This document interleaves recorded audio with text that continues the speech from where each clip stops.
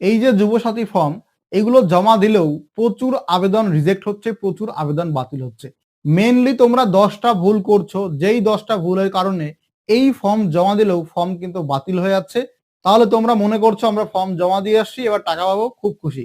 কিন্তু না, এই ভুলগুলো করলে তোমরা কিন্তু ফর্ম জমা করলেও টাকা পাবে না, আবেদন বাতিল হয়ে যেতে পারে। তাহলে কি কি ভুল তোমরা করছো সেগুলো আজকের ভিডিওতে আমি ক্লিয়ার বলে দিচ্ছি। এই সমস্ত ভুলগুলো আর করবে না।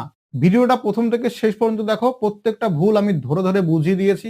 কোন ঘরে কি লিখতে হবে, ডকুমেন্টে অনেকে সই করছে না, ছবির উপরে অনেকে সাইন করছে না, ব্যাংক অ্যাকাউন্ট নাম্বার ভুল দিচ্ছে, আধার লিঙ্ক ফোন নাম্বার অনেকে দিচ্ছে, অনেকে মোবাইল নাম্বার কোনটা দেবে বুঝতে পারছে না, নামের বানান কিভাবে লিখবে, এরকম প্রচুর কনফিউশন রয়েছে, ভুল রয়েছে। তো ভিডিওটা প্রথম থেকে শেষ পর্যন্ত দেখো, আমি প্রত্যেকটা কনফিউশন দূর করে দিচ্ছি। আমি যেভাবে বলছি সেভাবে যদি ফর্ম ফিল আপ কমপ্লিট করো, ফর্ম জমা দাও, তাহলে আবেদন ফর্ম রিজেক্ট হবে না,